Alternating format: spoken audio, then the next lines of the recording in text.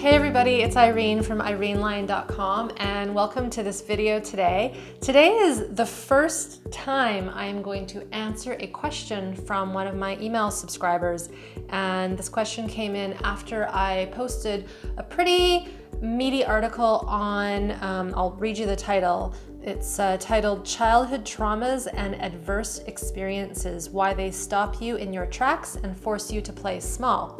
Now, a little bit of history to this article, and I'll post it just below this video. I talk about some research. It's a study that was done in the United States down in Southern California, and it's called the ACE study. So Adverse Childhood Experiences Study, that's what it stands for.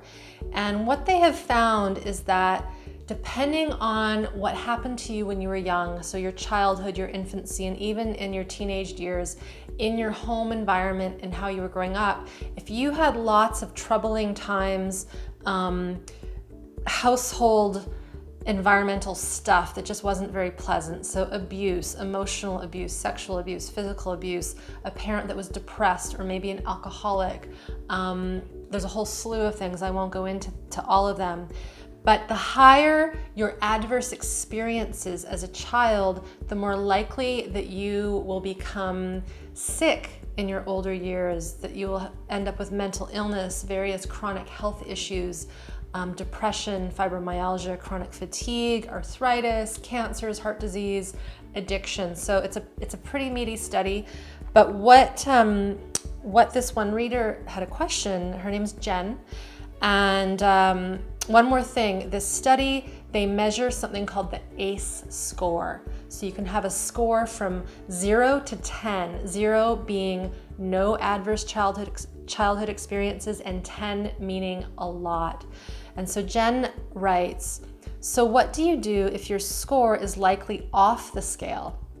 I've tried every type of counseling and I just get mentally sicker as time goes on. Thank God I've managed to reverse some of the physical ailments, but damn, you pay heavily for the shit from your childhood, don't you? So she's asking me this question, don't you? And the answer is yes, Jen, you do pay for this stuff, but it does not mean that you have to live with it for your entire life. And as she's describing in here, she's done lots of counseling, probably from the sounds of it, many therapies, and she's still not getting well. And the reason for that is that many of these therapies, even though the therapists and counselors mean well, their hearts are in it, they want to help people, they're often not getting to the root cause of why these early childhood experiences throw us off later in life. And it has to do with your nervous system. So your nervous system is this autonomic system in the body, and it's something that we don't think we have control of, but we do. And when we're young, we are not able to regulate our nervous system. We do not have the capacity to soothe ourselves, to calm ourselves down, and we learn how to do this based on the environment, based on our primary caregiver, based on our siblings, based on our school life, based on our friends. But the bottom line is this nervous system, when we're growing up, wants to have safety. So this is key, is you want to be able to find a way to bring safety back into your nervous system. And it's not as easy as just sitting there and affirming, I am safe, saying mantras and affirmations. I know this is practice that a lot of people do, but I see people come into my office and they've been doing that, and it might distract them from their sense of unsafety, but more often than not, it doesn't get to the cellular level of unsafety that this person, so this adult, because obviously Jen is an adult, that this unsafety that this person had when they were young. And what happens when we're really young and we have an adverse experience, so I'll just say, let's say physical abuse. Because we're in a family system, we're kind of in this bind because we want to flee, we want to fight because that's our natural impulse, but because it's our caregiver, we actually don't want to, because we know that if we do that, we risk death. We risk being thrown out of the family system. So what we do when we're under this kind of attack, it could be not just physical, it could be emotional and verbal. We shut down. We go into something called a freeze state of the nervous system. So we've all heard of fight, flight, but then there's something called freeze.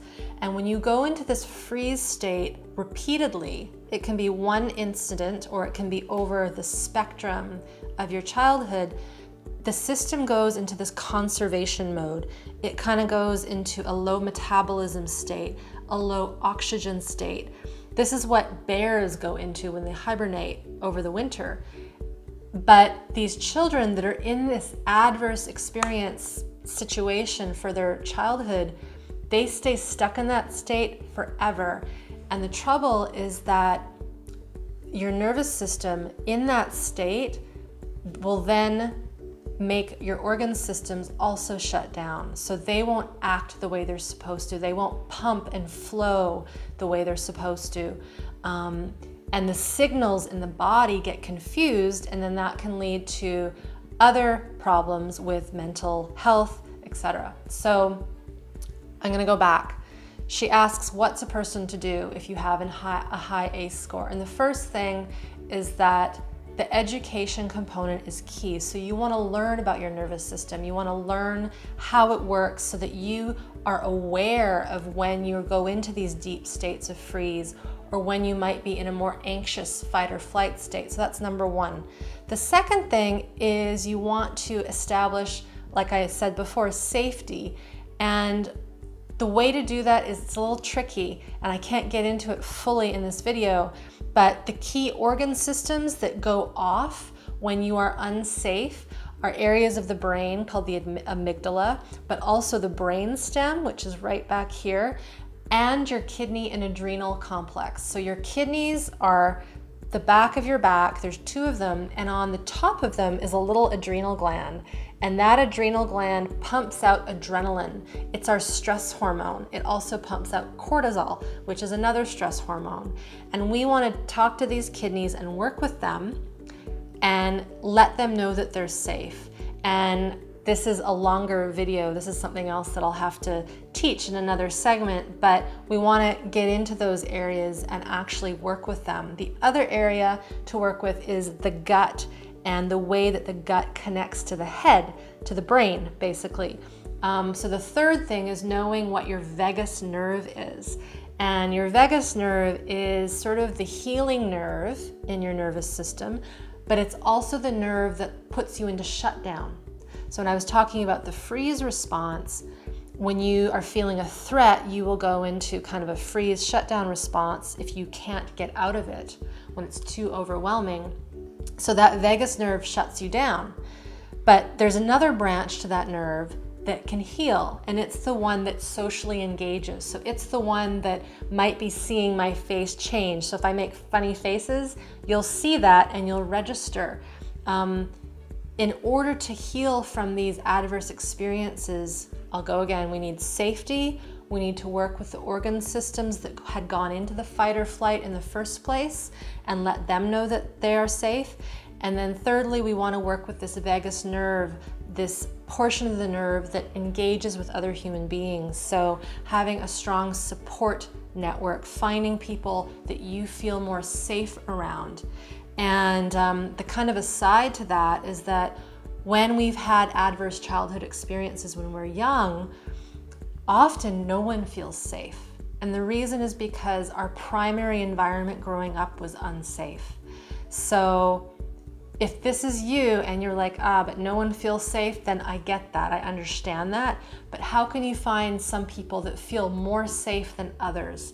Those are the people that you want to surround yourself with, whether it's a healthcare provider, a therapist, a counselor, a good body worker, someone that can help you come into your body and start to feel it and start to give it some little doses, little drops of safety.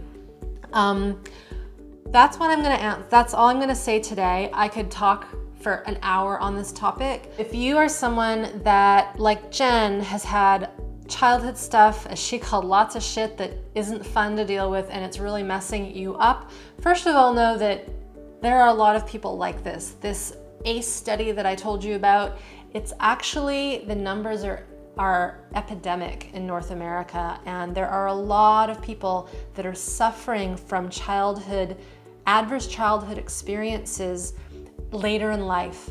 And it actually is if you find that things are mysterious, that you can't get to the root bottom of certain mental illnesses or physical ailments, and you've gone through all of the healthcare providers and you've done everything and you're still not well, there's a good chance that this nervous system piece is really important, and you want to address it. You want to address the safety in your nervous system. You want to address the key organ systems, the stress organs that go on alert when you are in an unsafe situation. And you want to find a way to work with that vagus nerve so that it can get into a healthy wiring, a healthy way. I teach this stuff in my courses, my online course, and also in the one-on-one work that I do. So if you'd like to connect with me or check out those courses, definitely head to my website, www.irenelyon.com. Head over there if you're not on my site already. Check out what I've got. I've got some free resources as well that you can download on my site. And just know that your system is not broken. And it has done this, it has gone into this state of protection and needing to guard and shut down a little bit because it had to.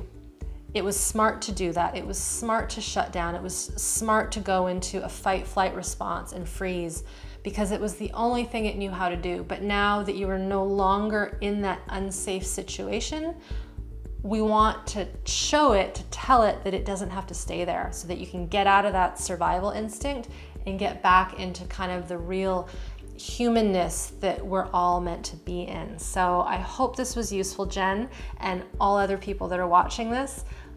Stay in contact with me. Like I said, head over to my site, sign up for email updates. Let's keep in touch. Take care.